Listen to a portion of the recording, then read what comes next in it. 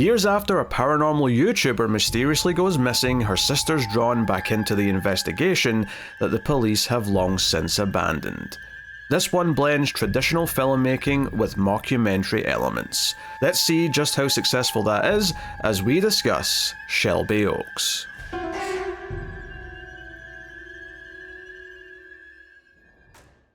Welcome everyone to Screams After Midnight. I am Peter, and joining me as always is Tim. Oh, hello. This is a horror movie podcast. There was nothing in the movie we're going to talk about that I think inspired that voice that Tim just did, but... Yeah, I had nothing, so I was just like... Okay, yeah. Whatever comes out. It's like, did Tim watch some other movie called Shelby Road or something? Or Shelby Avenue or something? I don't know. I watched Shelby Pokes. Ah. I don't know what website you got that on, Tim. This is a horror movie podcast. We get together and talk about film. It's that simple, and today we are continuing to catch up a little bit on 2025 movies. We'll get a couple left we want to do, but today we're looking at Shelby Oaks. I almost said Shelby Oats, like... As in, Breakfast of Champions. Yeah, Breakfast of Champions. No, Oaks, as in the tree, but plural. Mm-hmm. So that is what we're going to talk about today. Notably directed by a YouTuber, Chris Stuckmann, who reviews movies on YouTube. Filthy profession. Oh yeah, I'll scum a lot of them. But yes, we'll start spoiler free, of course, as we always do. We'll give you a warning before we get to spoilers, and of course, if you're enjoying the show on YouTube, hit the like button on there. It helps out a bunch if you do, and you can give us 5 stars on your podcast app. And of course, if you want to support the show and help keep it coming, you can do that over at Patreon and get some bonuses for your trouble. I'll tell you more about that at the end of the episode, though, and we can get into things. So, Shelby Oaks, I don't think I knew anything about the premise before I watched it. It was sold almost entirely to me as, look at this creepy looking poster, it's from the guy who reviews movies on YouTube. That was it. That was the entire sales pitch. Low budget. I know Mike Flanagan came to produce it after it was already kind of done, but they kind of did some little additions to it and got a little bit extra money, but by and large, this was a pretty independent movie that Neon's put out, and it's kind of partially mockumentary. It kind of starts off that way and kind of shifts into normal movie about 15-20 minutes in, somewhere in that range. So kind of unique in that sense, but it's all about this paranormal investigator who's a YouTuber. That's right, he made one of his prominent characters in this a YouTuber. Way to go. But she goes missing and has been missing for years, and the film largely follows her sister, who obviously has been missing her for some time. And creepy things happen, propels the plot, and that's the path we go down. So I won't say anything else here, but that is the gist of the premise. So were you looking forward to this one, Tim? I guess I was mildly interested. I don't remember if I saw I feel like I saw something advertised. I don't know if it was like a full trailer, because I don't feel like I got any like plot details or something. Like maybe I saw more of a teaser trailer or something, but I agree like with what you're saying. Like all the stuff I heard about was more about the making of than the actual like movie itself. Is just Yes. like, oh, can you believe this, big YouTube guy, self-financed and, made his own movie or whatever. I guess I was mildly interested because there's stuff like a decent looking poster, and I don't know, like the I don't know what the hell a Shelby Oaks is, but it I guess it kind of intrigued me. I will say though, I had one friend that went to a screening of it, and then they died, and now you have no friends. I'm so sorry, Tim. I'm so sorry. Not exactly. I guess his spirit died after he told me how much he enjoyed the movie. So I guess I wasn't looking forward to it too much after I talked about it with him. But we'll see if I agreed with him or not. We will in just a moment. I will say, just before we get into the quality of the movie and like how we felt about it, there was almost like a meta thing, because I didn't know anything about it. So I sat down and watched it, and it starts off with all of the we're doing the fake documentary about this missing girl, and very, very Lake Mungo-esque, right? There's a lot of like, oh, look at this clip over here. Let's zoom into the thing in the background like 10 times and like slow down with some dramatic music until you see a few pixels look kind of creepy. And it's doing that kind of stuff. And it's a lot of talking to cameras. There's some YouTuber cameos. At least I assume they are. I don't really recognize them myself, but I assume there's real YouTubers put in here for cameos because it just makes sense that he would do that. I'm not sure if this was like kickstarted, but it could have, I don't know if it's like Kickstarter reward appear in the movie or something. Oh, maybe. But it starts off that way, and I was like, you know what? I guess it makes sense that if you're doing a low budget movie, this and especially you're a YouTuber, it makes sense you would sort of use this format. And I wasn't necessarily mad or disappointed by it, but I was sort of going, I guess that makes sense. I'm a little less impressed, but maybe it'll still be good. Mm-hmm. And it's almost like it was an intentional thing that it started that way and shifted to regular movie. Because it was almost like a weird flex of like, no, you thought it was just going to be all YouTube-looking clips. Mm-hmm. No, I'm a real filmmaker. I've got real scenes and actors and lighting and stuff. Mm-hmm. So anyway, that was just a bit of a thought process in my brain as it was shifting to the new format.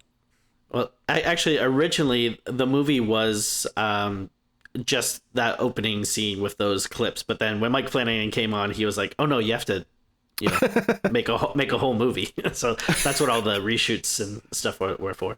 Yeah, I mean, from what I read online, it was like a small 5% difference. You're implying that 85% of the movie was added on once Flanagan got involved. Very good, very good.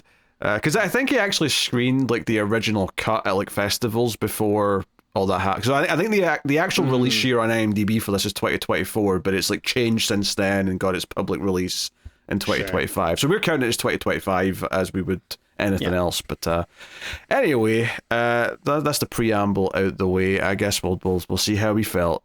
Tim, what did you think of Shelby Oaks? So I guess the thing to get out of the way is, I'm not familiar with this gentleman. As far as I know, seems like a nice guy. Like, I feel like if he was like some weirdo asshole, like, person with, I don't know, like shady politics or something, then I feel like the narrative around the movie would have been a lot, different when it was coming out and stuff. So I'm just going off the assumption that like, okay, this seems like an okay dude that, people enjoy or whatever. So like, I don't know. I don't want to be too harsh to him. But with that being said, I thought this was just it sucked. It was awful. This was I'm assuming that he's a guy that makes his living talking about movies. He's probably very passionate about movies. So I'm assuming this was like a big passion dream project thing for him. And it's just like, dude, like you get this awesome chance and you just make the most bland, generic, boring ass movie I've seen in a long time. Like there's nothing to this that you haven't seen anywhere before.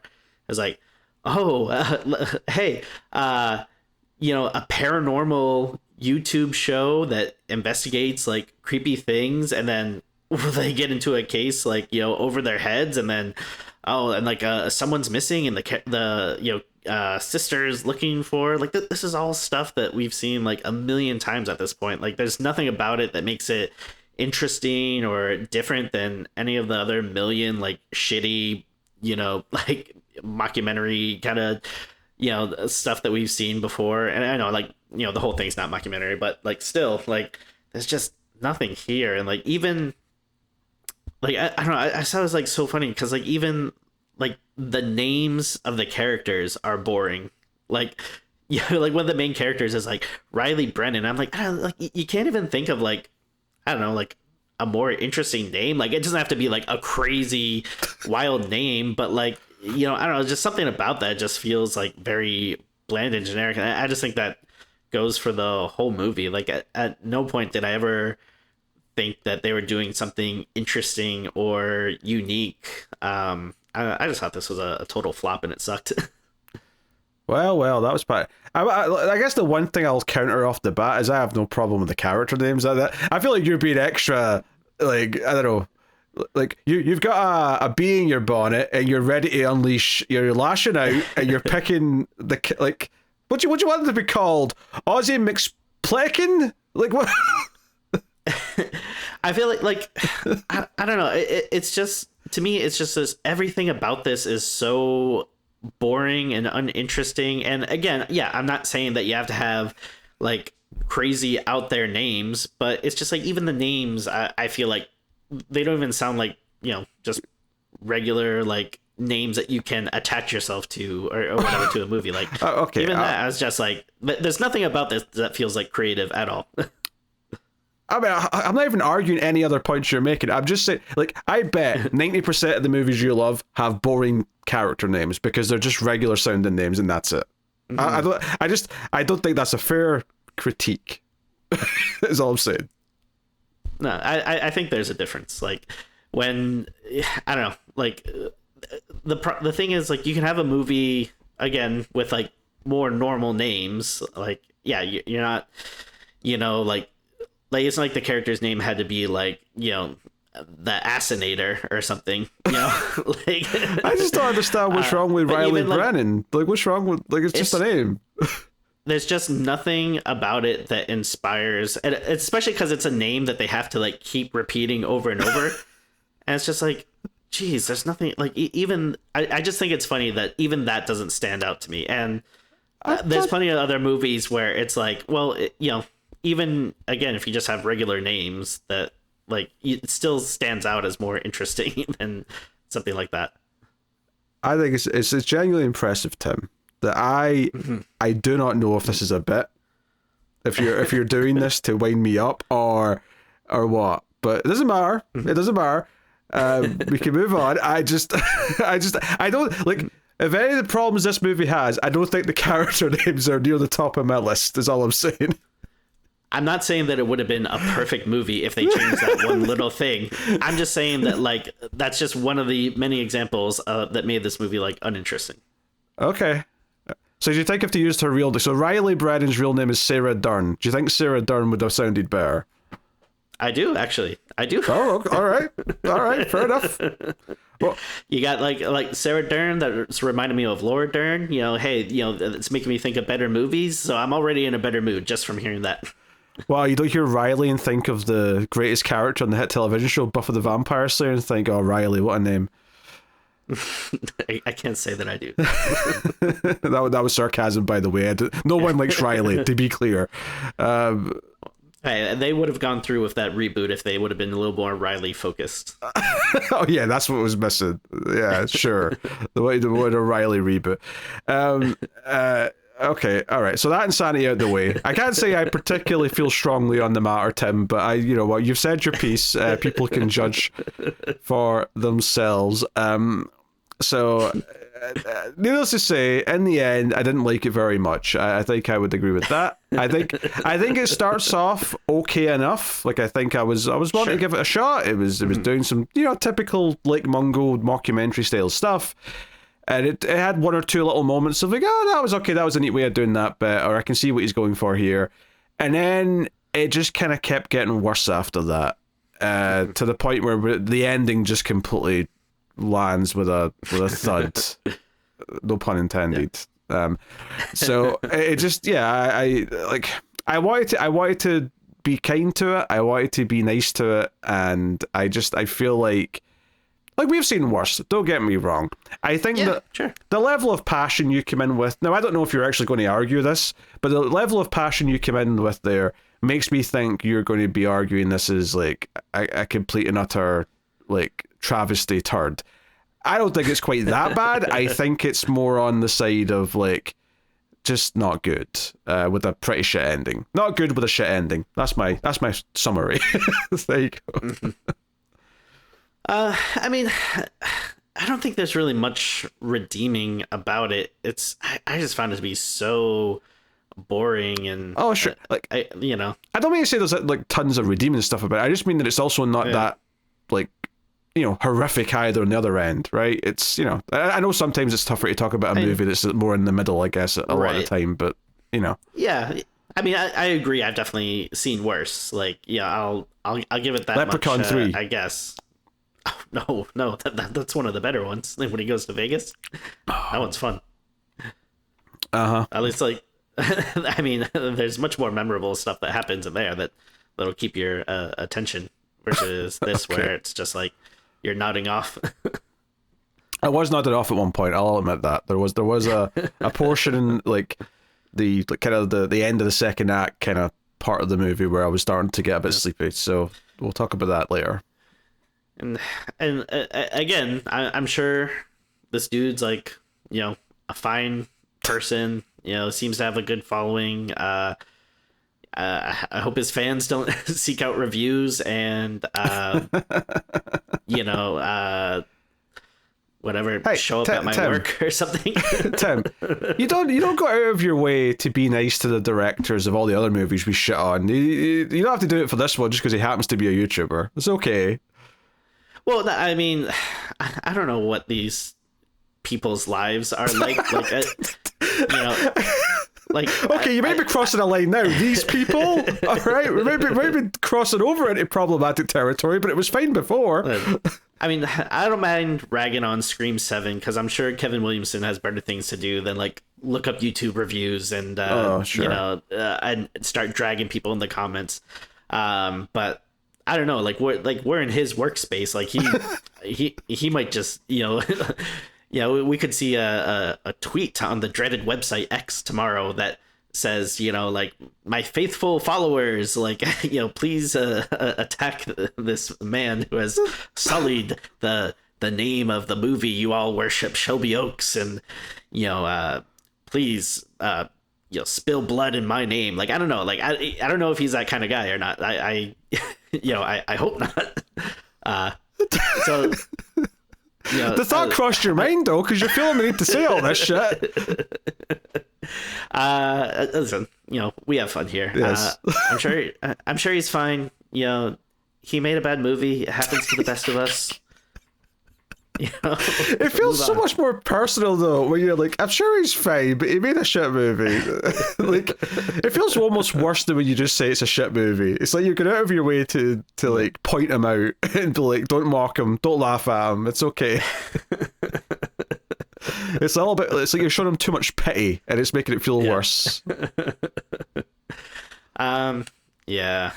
I mean, I don't really know what else to say, honestly. This is just a total bore. Yeah, maybe there was like one thing that I was like, I guess that's kind of interesting, but that's there's really not much else to this, I'm afraid. I mean, I think there's stuff to talk about. I mean, most of it's plot stuff though, so it's like, you know, it's going to be more in the spoiler section, but I mean, they got Keith David for a scene. I mean, that's, you know. Oh, that's true. Yeah. Pat yourself in the back, you know. That's cool. Yeah. Obviously, it's one of those roles where it's like a one-day thing. He's sitting at a desk the entire time. It's like, okay, come in, you know, say your lines, and thank you very much. Here's like half the movie's budget. That's probably not true. I mean, I don't know if Keith David's, you know, asking for that much, but still, he's definitely the biggest name in here. Absolutely, yeah. But it is funny though, because like in his scene, like it's because I'm used to seeing him in, I almost said real movies. I'm used to seeing him in other movies, right, by lots of other directors and more traditional directors, and I think it's where I really noticed the kind of the first time directors kind of like lighting, and not that the director's the one doing the lighting, but the idea being that they've not got necessarily like some trained, you know, experienced cinematographer doing the lighting setups. It just feels a little bit more like something that someone makes as a YouTube short film. It's got that kind of lighting look to it. And I was kind of noticing it, especially in the Keith David scene, because I'm so used to seeing Keith David in like other movies look better than this. So, you know, there's that. The main character, Mia, played by Camille Sullivan. I checked to see if I'd seen her or anything. I actually did. She was in a movie called Hunter x Hunter about 5 or so years ago, which I definitely did see. And it was okay. It was kind of forgettable, but I saw her in that. I was actually surprised when I searched her. It came up saying she was 50, and I'm like, I did not think she was 50 based on this movie. So, you know, fair enough. And but more to the point, I didn't think the character was meant to be that old either. I thought because the whole thing is that in the movie's like history, Riley disappeared at the age of 19, and Mia's maybe, I assume, a couple of years older. and it's like 12 years later. So I think she's only meant to be like 35 at most in this. But I never quit. That seemed right. Yeah, but I never thought, oh, she looks too old for this, which is why I was surprised to see the age. But and yeah, they digitally de-aged her. I don't think they had the budget for that. I'm just going to throw it out there. But and she's she's fine with what she's given. I think it's not sure. Like I mean, she obviously gets most of the screen time. Really, everyone else is kind of fleeting. Yeah, I mean, I think most of this movie's problems are probably the script more than anything else. Direction's okay. Like I think there's some moments that look fine from like I get how you're obscuring this so it looks a bit creepy or whatever, and it's not the best ever, but it's also like I could kind of see what he's going for and it's kind of fine. I think it's the script that really hurts everything here. It's this character motivations, it's characters making questionable choices, it's things being a little bit underexplained or undefined, and not in a cool way that makes it more mysterious, just in a way that goes, but why this, why that? There's a little bit of that going on. So for example, like the opening we said is a documentary, the point where it kind of changes, like we actually sort of hear the director of this documentary talk to the character, and we hear maybe the camera guy a little bit and they interact. I thought it was kind of strange how after that scene, they just disappear from the movie. I thought that was going to be like a thing they keep coming back to, is like talking to the documentary crew and they would help her investigate or something, and they just disappear. And it just, that felt strange to me. So like I don't know, it kind of felt like they set up this thing where they can dip into this other style with that opening 15 minutes, but then they never actually did it until the very, very, very end for the epilogue stuff. Yeah, I mean, I mean, again, who knows how they put this together or whatever, but there's a lot of stuff that just feels like, oh yeah, maybe this is just kind of like the first thought, and then they didn't really go back and try to improve upon it or anything. Like, yeah, because that's something that feels like, oh yeah, that's an interesting idea. Like you go from kind of like these news reports and then you cut to like a documentary, so it's takes on more of like a found footage angle or something, and then that can be a way to have the character kind of maybe talk about and explain some of the things that are going on, instead of kind of being on like her own for like a big portion of the movie. But yeah, it's like they don't do anything about that, or think of a clever way to kind of intertwine it with the movie or whatever. It's just like a lot of stuff like that I feel like, oh, you probably just kind of thought this up and then didn't really think to go back and make it fit in the movie or something. Yeah. I do agree though, like the plot definitely is there's it goes to the toilet there too. Yeah. Like that's definitely like problem number one. Like it's like there's times where there's just too much like exposition being thrown at you in really kind of unconvincing ways, and then there's like a long stretch where you're following Mia just look around and it feels like nothing's happening for like 20 minutes, and it's like, what is this weird pacing whiplash of like things being too like served on a platter, and then things just it's like, I don't know, like I don't think the direction's terrible, but I also think it's good enough to like withstand just one character on their own looking around for what at least felt like 20 plus minutes, but it's something like that. So I just questionable choices, I would say. Yeah. Not to mention, you kind of said this earlier, but this idea that it feels like a sort of a Frankenstein's creation of many other movies and ideas that you've seen, which is sometimes I think the problem when someone who critiques movies goes into movie making, is that they've spent so much time watching other movies that they end up kind of just picking their favorite things to put in it rather than actually having something fresh to say themselves. So yeah, I mean, I don't know if this is like a weird thing to think, but like it's just surprising to me that again, I'm assuming that you're so passionate about movies that you want to go out and make one, but I would think that if you have that drive, then like you want to make something really like special and unique. And I mean, maybe he feels that he did that with this movie, but to me it's just like, oh, this is just like the most Blandy McBlandis, generic thing out there. Like there's nothing about it that makes me think like, oh, okay, this is like I see why they wanted to get this story out there because they're doing something interesting or they have a nice spin, or even if you're not like reinventing the wheel, at least if you're like, okay, yeah, we're playing off the tropes, or we thought of a really scary thing to do here. Like, there's nothing like that. I think a fresh spin's a good way of putting it. Like, I'll put it this way. I mean, this isn't obviously YouTubers necessarily, or maybe they are. I don't know. I actually have no idea who the people are that made In a Violent Nature. But if you imagine people grow up watching slasher movies, they love slasher movies. They love Friday the 13th. They love all these types of movies. They wanted to put their own like stamp on it with their movie once it's time to make movies themselves. They make In a Violent Nature, and it has a gimmick, it has a hook. It's like, okay, we're doing a slasher movie, but we're going to do it from this different perspective that shows different, ways of things happening, and kind of almost pokes at some of the tropes, but not in like a meta stream way, more in kind of a, we're going to see how the killer does this way. And it kind of, it felt fresh, it felt different, and it felt like, okay, these people clearly love slasher movies and have thought about like it from this different angle that we never usually see, and they've made it into a movie. And most, I think, people who like slasher movies for the most part like that movie because it is challenging the ideas of a slasher movie, but clearly is also a love letter to all the slasher movies they love.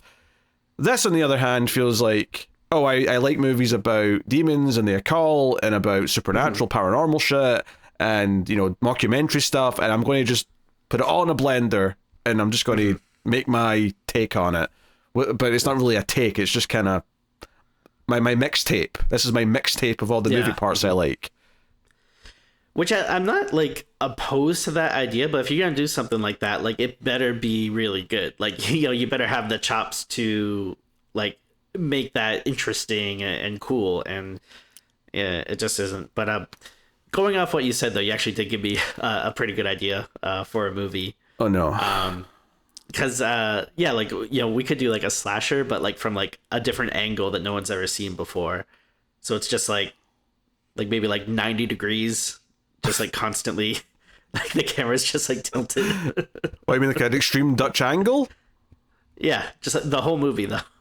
That just sounds annoying. What are you talking about? Well, it's never been done before, so you got to give it credit. There's a reason why it's never been done before. You can have the slasher can be named Dutch. Okay, that's the first funny thing you've said in that pitch. Thank you.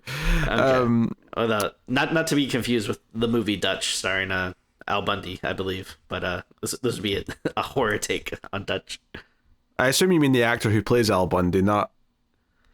No, it's a character that he he came to life and starred in a movie. Okay, just to be clear, I'm just making sure there's not an actor named Al Bundy that I don't know about. Yeah, is Ted's brother.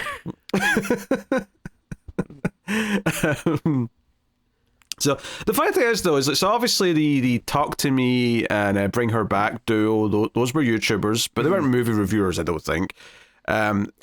It's also, we've not done it yet. We'll do it later in the year. But Markiplier did a movie. The Iron Lung. Yeah, which we're planning on getting to.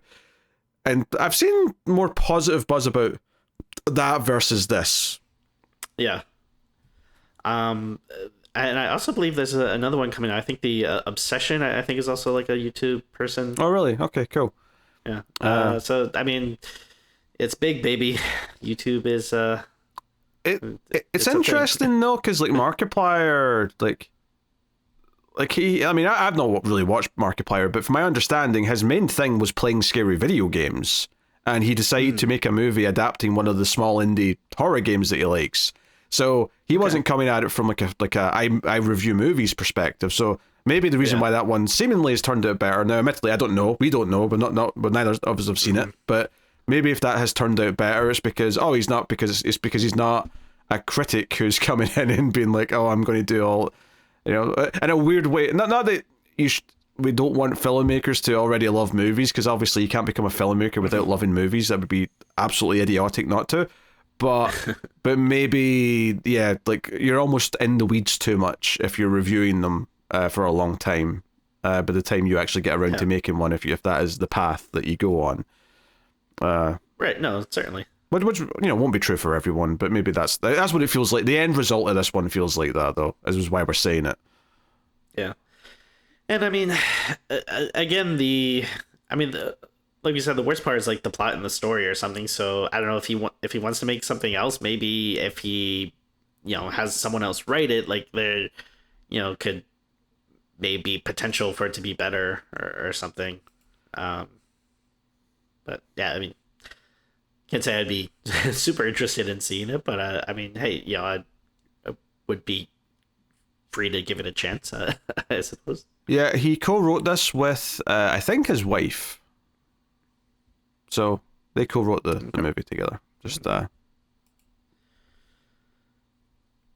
Okay. I'm just clearing up who wrote it, because you mentioned maybe the script's the problem. He's half responsible for that. Oh, I mean, maybe you just can't work together when you're that close. Like probably you get done with a page and then you start arguing about dirty dishes or something, and then the whole thing suffers. So yeah, I mean, look at how messed up kids end up because parents work together on those. Like you try and make a movie together, and just imagine how messed up it is. Yeah, I mean, a movie is basically a kid, so that's people coming together and doing something nasty, and then a couple of months later it comes out for everyone to see, and it's same thing. Are you comparing post-production to pregnancy? Because that's what it sounds like. Pretty much, yeah. All right, we should probably get spoilers so we can start talking about the movie properly. But yeah, cool.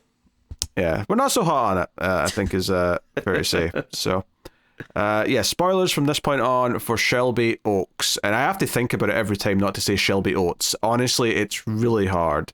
Like, I can say oak just fine, but I don't find myself saying oaks plural, so I want to say oats instead. Yeah. That's fine. You don't have to sympathize with me. It's okay. I mean, I have a little more class than, to give you shit for not liking, a name in the movie. So let's say this.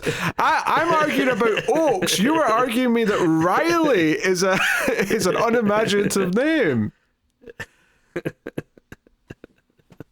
What would you prefer, Amy? Oh, Linda? There's nothing wrong with Riley. It's just Riley Brennan. It doesn't inspire. Like I'm not captivated by like ooh, I gotta find out what happened to that person. It's just like, okay. Okay, serious question, Tim. How many movie characters, and movies you like, might I add, do you just hear their name and go, I'm captivated? I'm instantly captivated. Evil Dead, Ash Baby. Okay, that's one of the most charismatic characters in all of horror. Maybe let's pick someone a little bit more... Hellboy. It's not really a horror movie. The Leprechaun. These are great names. Okay, what's Jennifer Aniston's name in the first Leprechaun movie? Christy. Is it? I don't know. Yeah, check in, mate, bitch. Check in, mate. Not captivated by Rachel from Friends' name in this movie. It's just not memorable at all. Yeah, but you kind of tend to overlook that when there's a little leprechaun causing mischief and laughs galore. And the demon causing mischief in this isn't enough to satiate your needs for stimulation? I mean, I guess it was interesting when he cracked that first window, but then once he kind of realized that, like, that's the only trick up his sleeve, it's like, okay. I thought the glowing in the eyes in the dark was all right. I thought that was like a fine little effect. Sure, yeah. That was fine. I had no problem with that. All right, okay, we need to talk about the movie then, I suppose, right? Don't we? That's what we do now at this point. Don't have to. I mean, we do. We have to. People are... Yeah. Could talk about Resident Evil. It was because you've been playing Resident Evil 9, so you've got it on the brain. You want to talk about it. I know. Don't worry. Tim, the even more streams I've got planned is Resident Evil related, so you just bide your time. Anyway, all right, so the opening, as we said, the opening like 15 to 18-ish minutes is mockumentary style. It's like, oh, this was the last time Riley was ever seen, and it's like footage of her doing like a vlog for like 2008 YouTube. Okay, I actually do want to ask a question. Why is all the footage that's recorded in 2008 look as bad as it does in this, because it looks like it was recorded in 1992. Like, they want to give it this old kind of, like, you know, effect, and it's like, oh, it's all shot in, like, mini DV. And mini DV tape would have still been kind of a thing by then. But, like, but everything looks really ropey and kind of, like, you know, it looks like, I know it's only been a few years since YouTube started in 2008, but they were definitely, like, in, like, 480p by that point. It didn't look like absolute crud. I'm sure it didn't by that point, but I mean, maybe I'm misremembering, but that's all I'm saying. Yeah, like, I don't know if it was, like, on purpose, if they were trying to maybe go for, like, more of a Blair Witch kind of feel, like, or something like that, I guess that would make sense, but I'll be honest, like, I definitely see the point you're making. I didn't really question it too much because 2008 is, like, so long ago that I'm just like, yeah, I don't know, maybe we were just still using, like, VHS and, like, shit at that time. Like, I don't know. That was the year I switched to Blu-ray, Tim. What are you talking about? Anyway, that's a relatively minor nitpick, but I wanted to mention it. But, you know, they did the whole creepy thing. The sister's recounting, like, oh, my sister, you know, loved being a performer, and she loved doing the paranormal investigations. She had all these creepy nightmares as a kid, and they stopped, but then she got into the investigation, and they show some clips from some of their previous investigations, and in one of them she gets really freaked out when they're in this, like, this prison, and she's going past this spooky cell, and she, like, goes, oh guys, I'm freaked out, and all the rest of it. So it's like they do all this setup, and it's all whatever, and it's this documentary is being made 12 years later. And we get to that point where the mic comes off, and she's just sort of casually talking to the director of the documentary, and the doorbell rings, and a middle-aged man is there, and he says, she finally let me... Scariest thing. Yes, the scariest thing ever. And he's like, she finally let me leave. He pulls out a gun and shoots himself in the head, and everyone obviously screams and freaks out, and that's when it switches to film. You know, and, well, not actual film, it'll be digital, but you know what I mean, like a traditional widescreen. And then that's when the opening titles start appearing, which is quite late in the movie, actually, for the opening title sequence. It's quite, you know, a good chunk into it. But it's like, oh no, we're a movie now, right? We've finished the mockumentary style stuff, and now we're a movie. Be honest, so did you pop a little bit when they, you know, switched, I don't know, whatever the aspect ratio or whatever was on there? You said whatever 3 times, but you got the term right, Tim. Be more confident. It's aspect ratio. Yeah. Well, the thing is, Tim, is that I knew it was coming, because for some reason they decided to have like, they didn't, like, go full frame for, like, when it was 16:9 for the mockumentary bits. They had it, like, with the, like, sort of in the middle, surrounded by black, and the only reason why they would do that is if at some point it was going to go wider. So it was actually very obvious that it was going to do that at some point, because it was in, like, a complete window box for the first, like, 15 minutes, which is kind of silly. Like, I get, like, when it's playing in a theater and you're on a wider screen, you want it to go wider. That makes sense. It's a bit weird in a TV, though, to, like, just have these black bars there the entire time, even when it's also not that wide. And it's just kind of, because you end up with this box in the middle of the screen, and it's like, come on, like, like, I'm like, I need to get closer to the screen here to see it. Everything's shrunken down. What are you doing? So, I mean, I wasn't that excited by it, I guess, right? Because it was they didn't do it correctly, so no, I wasn't. That's the short answer. Yeah. I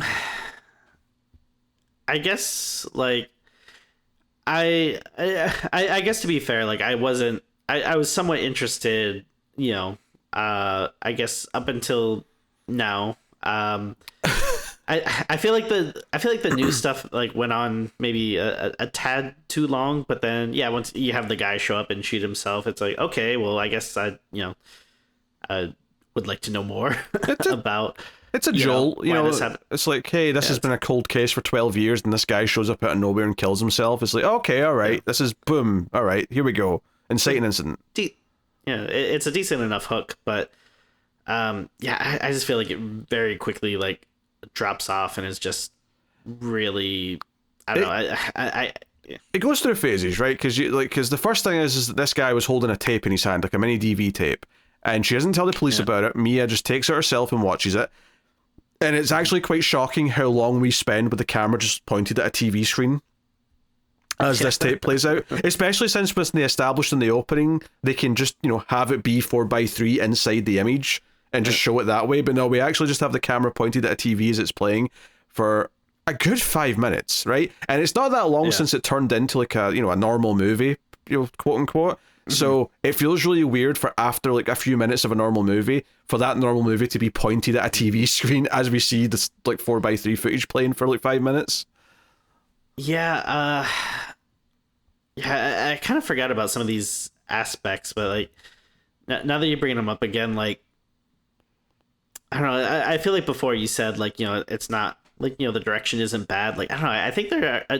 I'm not saying like it's horrible throughout the whole movie, but there are some choices like this that I do find are kind of like bad choices. Like I don't think they're necessarily the right move, but not for like the whole movie, I guess. But there are choices here that I'm just like, maybe it is a bit of that like amateur first movie kind of thing where like you're kind of in love with this stuff and don't want to like break away or from it or whatever, or I don't know.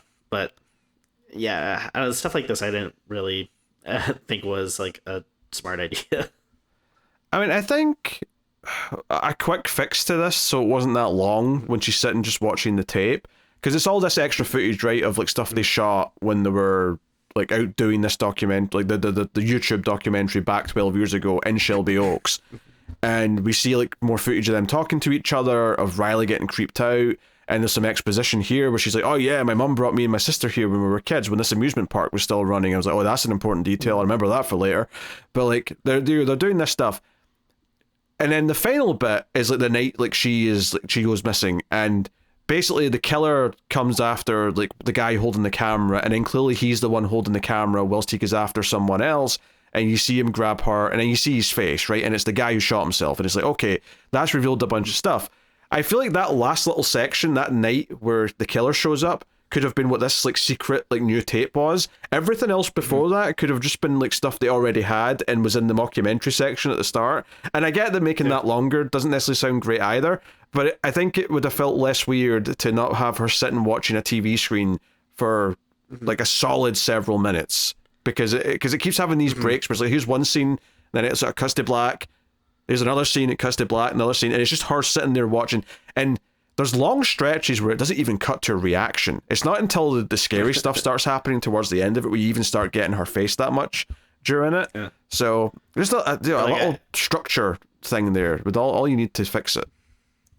Yeah, it's funny, like, when they do cut back, I'm like, oh yeah, I forgot like that she was just watching it, because part of me was thinking like, oh, the whole movie might be her like watching these tapes, and it's like it's like a found footage movie that gets broken up by the character getting up and doing something or whatever, but yeah, that wasn't the case, obviously.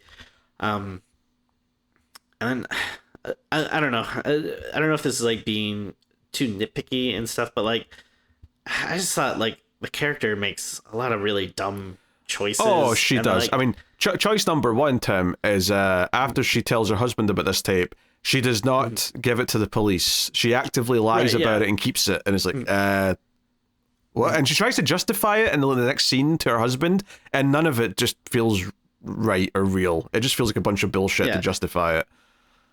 Yeah, like I guess understand like, oh, she wants to keep it, watch it first, and then turn it in or whatever, and then want to get police help or whatever.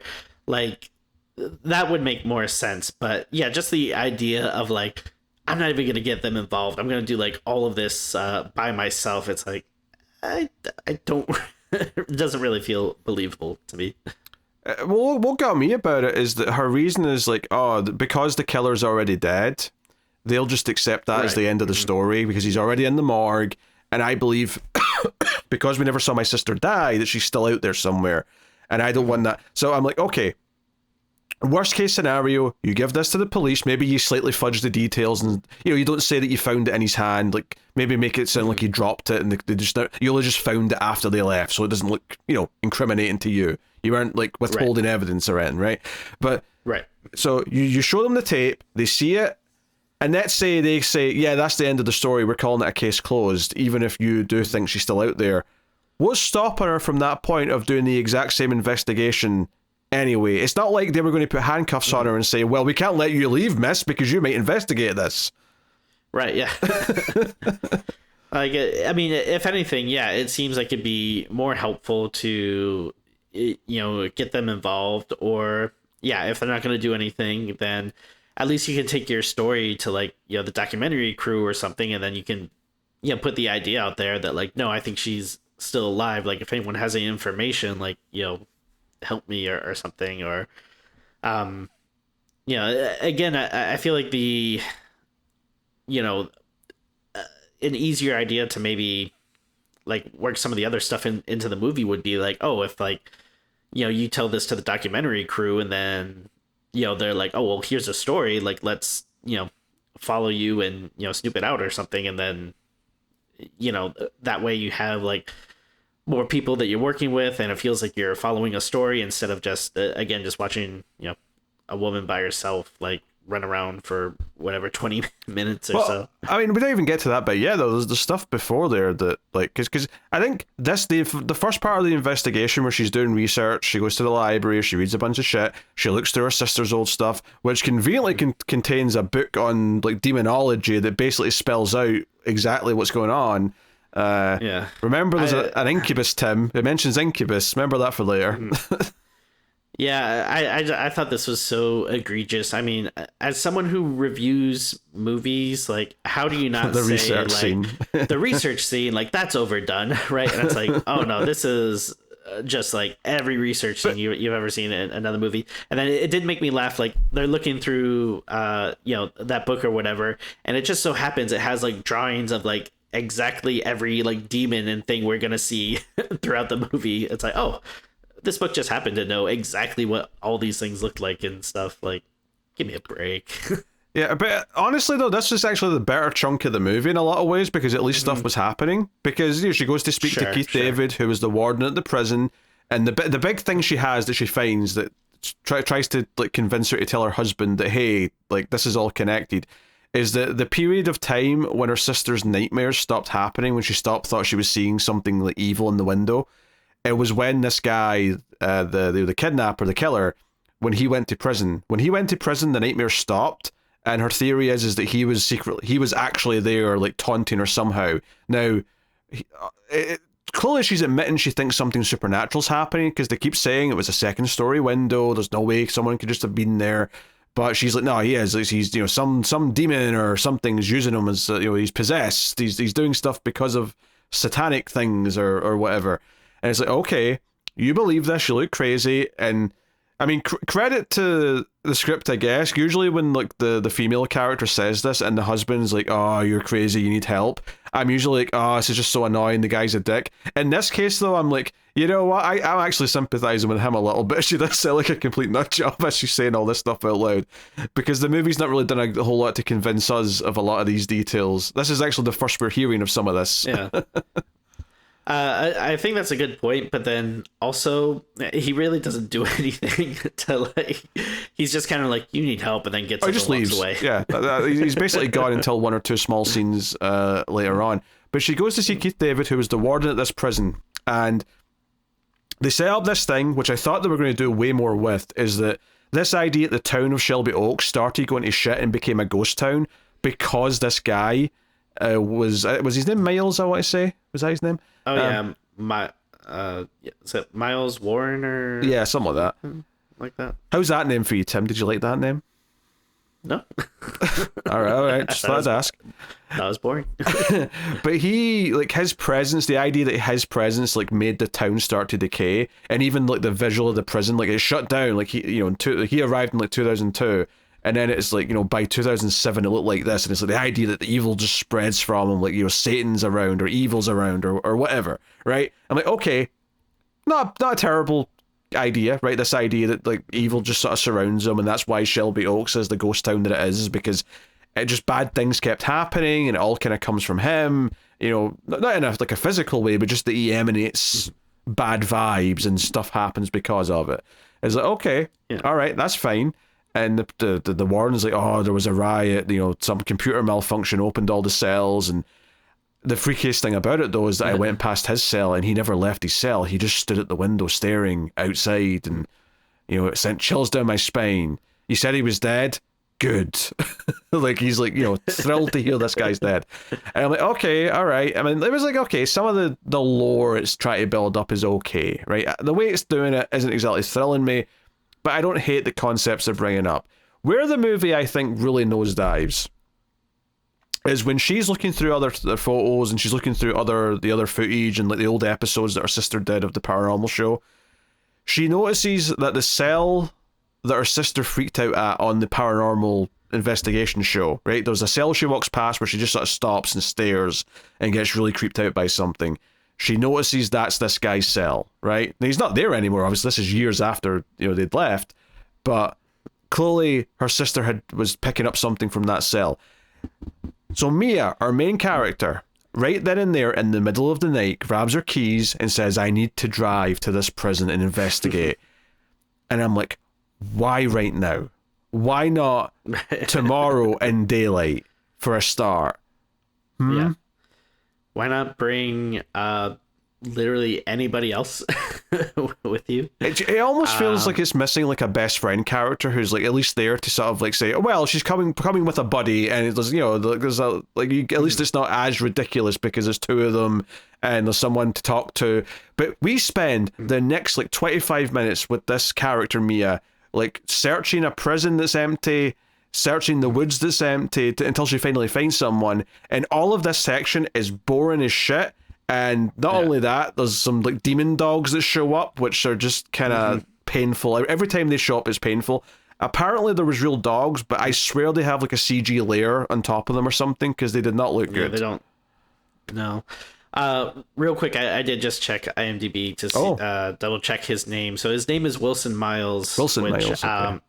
Yeah. So I knew it wasn't right because I was like, wait, Miles Warren. I think that's the Jackal from Spider-Man. So I was like, I knew it was like Miles and then like W something like that. But also weirdly, when I looked Shelby Oaks up on IMDb, it took a long while to find his name because they have like the top billed cast, but it's like, Mia, Riley, and then it's like a bunch of people like reactor number 1, reactor number 2, reactor number 3. Like I had to go like, deep into the cast list before his name popped up. I'm not good. Yeah, I think after the first couple, they're like an order of appearance. I bet those reactors are all real YouTubers. That is my bet. It makes sense. Yeah. I agree though. This stuff is dumb. First of all, it's like a dumb character stuff where again, not even like supernatural stuff aside, like you're exploring this place in the dark. It's like run down and it could be dangerous in like a non-spooky way, like just like those nails sticking out, rusty bits, like unstable walkways and stairs and stuff. Yeah, and like who knows, like there could be animals there, there could be like people living there that like who knows what their deal is. So there's like even the supernatural stuff aside, it's not really a good idea, like you said, especially like in the middle of the night. So yeah, that right off the bat is stupid. And then also, actually, can I just ask a question as well? What did she expect to find in this jail cell? Like, right, yeah. and from my memory, did she find it? Other than the fact that the guy's footprints are still there, because obviously like there was like fire and they kind of like burned around his footprints. Other than that, like, did she find anything other than just a dog chased her out the building? No, like I guess there's like this whole idea that she's like, Riley's like, sending me like clues or whatever, because they have that thing where she watches the old videos and they would like mark their initials on trees or whatever. But again, it never really feels like it comes to much of a thing. It's just kind of like, oh yeah, it'll randomly pop up when the story gets lost and we need her to be motivated to go like somewhere else. But it didn't really feel like there's much going on there. yeah, it just feels like you're just like kind of wandering from place to place, hoping Yeah. for something to happen. Well, yeah, because the next thing she does is she goes to the amusement park where the initials were in the tree, right? Because on the video she saw Riley point to these initials of her mum, I think, on the tree. And my thinking for a lot of the movies that her mother like gave up her baby to like a demon or a witch or something as a sacrifice, and that's why it's been attached to Riley her whole life and why she was taken and blah blah blah. But she sees the tree, and then the dog, she sees the dog again, she follows the dog, she gets chased a little bit or whatever, but she just sort of stumbles through the woods until she finds a creepy old woman, right, who's very like in silhouette almost, so you can't see her face. So so to be fair to the director here, he's done a job of like, oh, we should fear this woman, she's maybe a witch or something because she feels like whatever. Although part of me was thinking, like, if this is just like where her sister is, like seriously, the police never like found this hut like near the amusement park. It feels like, especially it's like no one else lives in the town, it's like the only place where anyone is out here. It just feels like, how did you not search this at some point ever? Yeah, and this is just another one of those things that kind of annoys me in movies where, like, they're kind of having this conversation, and like you can tell that, Mia is obviously like kind of weirded out by it, but she never really like flat out says like, so wait, what's your deal? Like, who are you? Why are you still here? And stuff like. Yeah, like she'll ask some questions like, "Oh, like you live alone," or and stuff. But like, I don't know. Like, I just feel like you'd be so freaked out. You'd be like, what the hell? Like, how do you survive out here? And then, same thing with her. Like, she never really asked her any questions of like, who are you? What are you doing out here? Like, she's just instantly like, come on in, like have some food and stuff. Like, that side makes sense. Like her side of it makes sense because she knows who Mia is. Sure. Oh yeah, sure. Because she's behind all this. She's like the mother of the demon kind of thing. I understand that, but like, I don't know. To me, that would be more off-putting. Like if I was in Mia's shoes, where I'm like, okay, there's something off about this person because they're not totally freaked out. That I'm in. Yeah, I think the idea is there's a ton of red flags, but she's like, well, she's an old woman, I can take her. So that's point number one. And point two is I'm so desperate to find my sister that I'm going to investigate this creepy old bitch's house. Like that's like the vibe. And at least she picks up like a knife at one point when she gets a chance in case like things gets whatever. But as soon as she convinces the old woman to leave to get her a snack, she starts looking around. And she sees a photograph because the woman said that she had a son, and we see it's this Miles guy, right, as the son, and it's like, okay, it's all starting to come together. And she finds a photo album. And luckily, this old woman, who's like working for a demon, like felt the need to take photos in order documenting like, Riley's like kidnapped time here, which is like, here she is in a dress, here she is pregnant, here's a weird, creepy, like, satanic wedding between her and the Miles guy. Oh, here's her with blood on her shirt to imply that there was some miscarriages, and then here she is pregnant again. Okay, I guess it's conveniently just telling the entire story to her as she's looking through this photo album.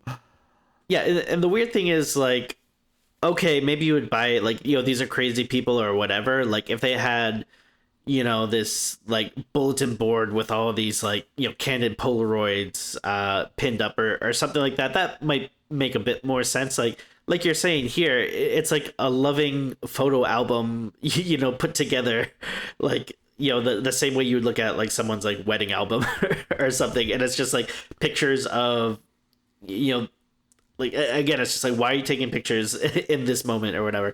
It was dumb.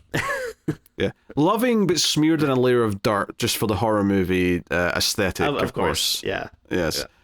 Yeah. So Mia goes snooping around, and like basically finds a cradle with a baby in it, like upstairs, and there's also like a mattress with chains and stuff like that, and whatnot. But so does she not go in the basement first? Because I thought she was looking at the photo album when was it Norma? Well, I think she goes saunters upstairs, maybe, or on her own first, because when she goes into the basement, she makes the old lady like, "Hey, where's my sister? Tell me where she is." And the old lady's like, "All right," and she like picks up a rug and like opens the door. You just had to ask, you know. Yeah. And then she's like, "Oh, don't be scared. It's a gift." And she keeps talking about this, and this, and and she finds her sister, and her sister's like kind of mute and freaked out and scared, and all the rest of it. But here's the thing though. When they go upstairs though, and this is the thing. Yeah, you're right. I think they don't go upstairs yet because when she's got her sister out and they're about to leave, Riley, I kept saying Lila. Riley runs up the stairs. And I'm thinking, oh, this is like she wants her baby. Like, as much as this is like an awful situation that's led to having a baby, she wants the baby. Or as it turns out, she wants to kill the baby because she thinks the baby's Satan incarnate. So at this point, I'm like, okay, I'm putting together a lot of the lore here, right? She was kidnapped with the intention of impregnating her with the new host of the demon, because previously Miles was the host of the demon. So they need to impregnate a mother to have the new baby. So once the baby was born, like finally they had a baby that lived the birthing process. That's when they sent Miles to the sister Mia's house to shoot himself, right? That's when that happened. That's why it happened when it did. Okay. And now the last phase of this is going to happen, which is the old woman's doing like a ritual, and you can see the demon standing behind her as she's doing this ritual. And it's clearly a ritual. That's the thing that gets me about this moment, is that they run in here and Riley like runs to the cradle as if she's going to go get the baby. Whether it's to save it or kill it is we don't really know yet, but like that, she runs towards it, and the old lady just holds out her hand, and the demon does as well, like the demon's puppeting her.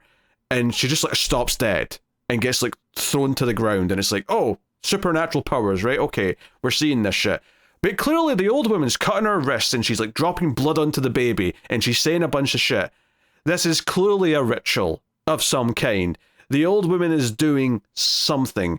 And the ending seems to imply this is the ritual to transfer the demon from her to Mia. Because the big twist of the movie is that Mia couldn't have children, right, with her husband, and they say it's because they lost interest after Riley got kidnapped, but there's kind of an implication that maybe it's actually just that they couldn't, and it's almost like, oh, we've been prepping you this whole time because we wanted you're the child we always wanted to be the mother of like this demon, again, but you couldn't physically have children, so we had to use your sister. That's kind of what the ending all kind of reveals once we get to it. Although that doesn't actually all get revealed until after the police have shown up and like the old woman's dead and they go home, and we get like a little extra documentary bit where they're asking Mia, and she's like, oh yeah, I brought my sister home, and she's there's a long road of recovery ahead of us, but she's doing better, and we've kept the baby, and she's smiling very happily when she's talking about the babies, like she's so happy to have this baby in the house. And that leads us to the ending, which honestly completely shits the bed, and it basically I don't want to spoil, it basically tries to pull a twist that another movie that I really like does, right? There's a movie, I know which one you're talking about, right, where it's like, oh, the purpose of the demon or the satanic thing was always to get to this person. And in the other movie that I'm referring to that does this, it makes complete sense, and it's like, oh, you're the one it always wanted. And it tries to pull this at the end of this, where she's like, oh yeah, that night I shared a bed with my sister and I saw the demon at the window. It was looking at me, it wasn't looking at her, it was all about me. And that, it was all building up to this. But here, it's like, in the other movie, it makes complete sense. It all works with the logic of everything the villain has done in the past. You're like, oh yeah, it was all about getting to that character. Here, it just kind of feels like, but why? Why couldn't Riley just be the mother of your Satan child? What's so special to you about Mia specifically? Mm-hmm. It doesn't make a whole lot of sense, because the whole thing here at the end is that Riley tries to kill the baby, Mia catches her, and when she sort of fights her off, she accidentally pushes her out the window. And which actually made me laugh. Like, she spent 12 years looking for her sister, and as soon as she gets her home, she pushes her out the window and she dies. And 3 dogs come up and start eating her violently for some reason, which that honestly just felt like it was jumping the shark at that point. I'm like, why is this extra gore element? It doesn't need to be here. It just feels like there for the sake of having some, like, I don't know, violence at the end. It does feel like I think it's a good point you bring up earlier, where it's like, oh, someone they really like demon horror movies, and then but they take all these different parts and like put it in a blender. Like it feels like there was too much going on with the demon, where it's like, okay, so the demon, has like these followers that are trying to get its body in there, but then it also has like these dogs. So it's like, okay, so there's like the demon that's gonna look at you and be scary, but then there's also these dogs that run away or run around and like will eat you and stuff. And then I don't know, it just feels like it has maybe a little too much going on. And then the stuff that is going on, itself isn't great. It felt really stupid because Mia's looking down at this happening and has kind of a shocked face still. It's not like she's instantly evil, but then the demon walks up behind her and she sort of like straightens up and her eyes start to glow like the old ladies did, those evil demony like glowy eyes. And that's how the movie ends. Like she sort of screams almost like she's realizing I'm the new demonic mother, and she's aware of it and doesn't like it, but she realizes that's what it is now, and she screams, and that's when the movie cuts to black. And I'm like, do you know what might have been more interesting here? Now, this wouldn't fix everything else in the movie, but maybe it'd be more interesting if, like, this wasn't the plan all along. Like, they wanted Riley to be the new demonic mother, but it wasn't taking. So basically, just because of the way things played out, it was like a sort of last-ditch effort by the demon to be like, hey, Mia, you wanted a baby. You can have one. You just have to pick me, my baby, over your sister. And like maybe that could be like the villainous turn that Mia takes in the final scene, is that she decides I want a baby more than my sister and like gets rid of the sister.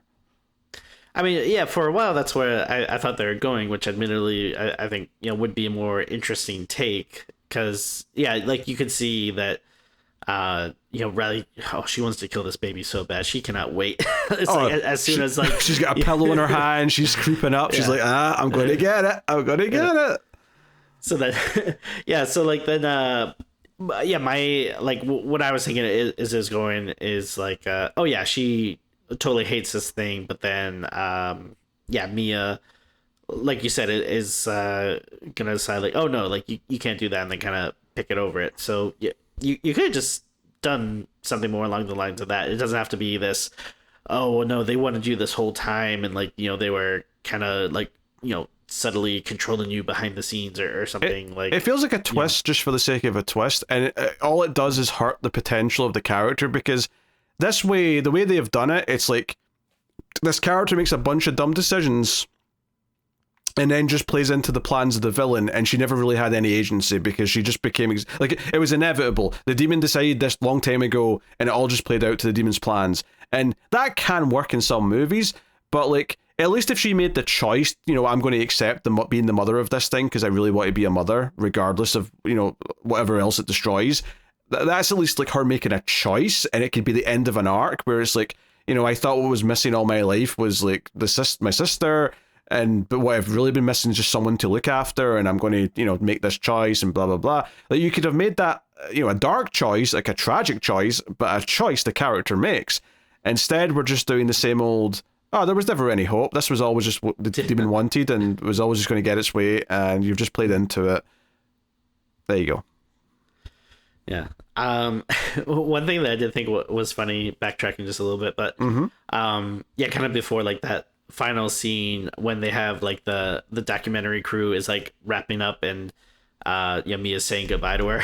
I saw it's funny, like the reporter or whoever, in charge of the documentary, she's like, so by the way, off the record, what really happened? And then like Mia like just like starts like telling her stuff. I was like, oh, like does that really work? Like people are just like, oh, off the record, like tell me like actually what's going on. And then like it's like she was telling her like important demony stuff or whatever, but like I don't know, it still just made me laugh that like she's just like her reporter instincts was just to be like, so off the record, tell me stuff. And then she was just like, okay, I'll tell you. Yeah. I mean, it sounded like she kind of lied a little bit to the police about how she found the place. Like she just stumbled into it. Where in actuality, the dog kind of led her there. Which, I mean, it would have been a bit weird sounding, but I don't know. It doesn't exactly incriminate her in any way and anything. She's still not guilty of doing anything to anyone. So I don't know why she overly felt the need to hide that. Because it's not that much of a stretch of the truth. I mean, following a dog, and you can say, oh, I followed this dog and then I stumbled onto the house. You don't have to phrase it like, oh, the dog's a demon dog that led me there because it clearly wanted me to find it. Like, you can just not say that part. Yeah. Yeah, I don't know. The whole ending just feels really try hard. It feels like it wants to be this big twist, but all it really does is that the idea that she's been mourning her sister, believes she's alive, finds her, and then within like a couple of hours of getting her home, like kills her, you know, kind of accidentally even, which just makes it funnier almost. Like, at least if she made the choice to kill her, it'd be like, well, she's making a big dark choice. But the fact that she just kind of like scuffles with her and it ends up with her dying just makes the whole thing feel like a farce to me. And then the big twist of like, oh, the demon wanted you the whole time. I'm like, yeah, that's kind of the most predictable twist you could do, honestly. Right. And like, the demon's not been interested enough, and this character's not been interested enough for me to give that much of a shit. So, there you go, Shelby Oaks, everyone. All right, Tim, what are you rating Shelby Oaks out of 10? I mean, I don't know if this sounds kind of harsh or low, but I think honestly, I'm gonna give it a 3. I really didn't enjoy it. I just thought everything about it was so bland and generic, and you know that there really wasn't anything there that was grabbing my attention in any meaningful way.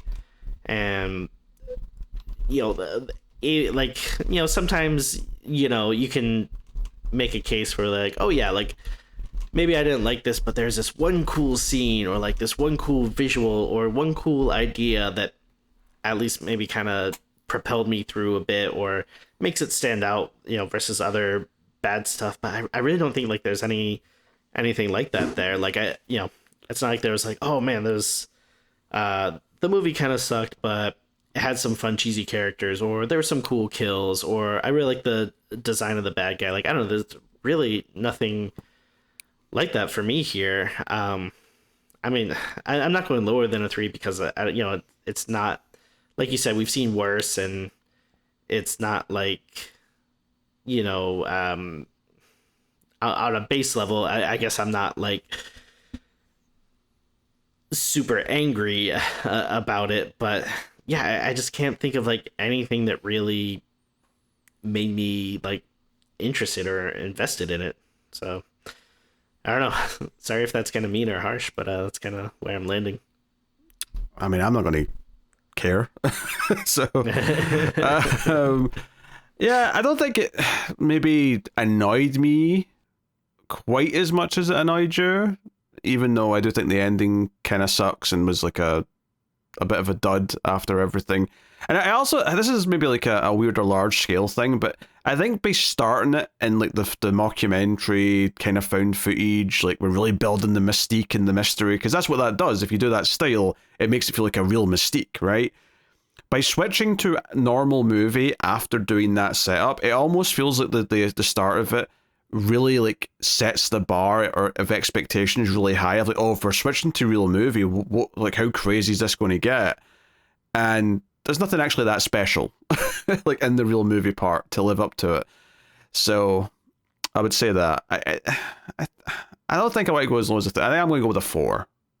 I think it's bad, but I don't think I'm like super angry. Like I can see like the passion there. I can see like the attempt to make some moments really work, or the look of the demon really work, and it kind of nudges on it a little bit here or there into like, yeah, okay, that was a cool one shot or whatever, but yeah, overall still bad. Like the script, you know, it goes from like having constant exposition to just being boring, like wandering around and discovering absolutely nothing of value for 20 minutes. So there we go. That is Shelby Oaks. And that means that I can tell you what's coming next time on the show. So next time is not a 2025 movie, but we're doing it because it leads to a 2025 movie, and that is Influencer. So we'll be doing like basically a back-to-back set of weeks here, because Influencers, the sequel, came out in 2025. So we're going to sneak in the first one first because, well, of course we are. We're not heathens. We're not savages. Yeah. So Influencer is next week on the show. But yeah, of course, you can support Streams After Midnight over at Patreon or via YouTube membership. Get access to the bonus episodes, which come out once a month. Sometimes maybe this is maybe like 5 or 6 weeks to the next one if things are a bit busy. But most months we have a bonus episode for patrons, and we also have even more stream segments that come out most weeks where we'll do like a top 5, or we'll talk about something that was in the horror movie news world, or trailers, or play a little game or something. Just different types of segments that we can have fun with. So you get access to those. But plus you get bonuses for all the other movie shows that are part of Mail of Fuzz Movies, like Collector's Cut and Atomic Cinema Experiment. So check out all that stuff. Thank you very much to everyone who already supports us. It is greatly appreciated. And of course you can like, subscribe, and comment and all that usual stuff for the algorithm. Helps out a bunch if you do. But that's the show, everyone. That has been Screams After Midnight. So thank you once again for watching or listening. We always appreciate it. Keep watching scary movies, and we will see you next time.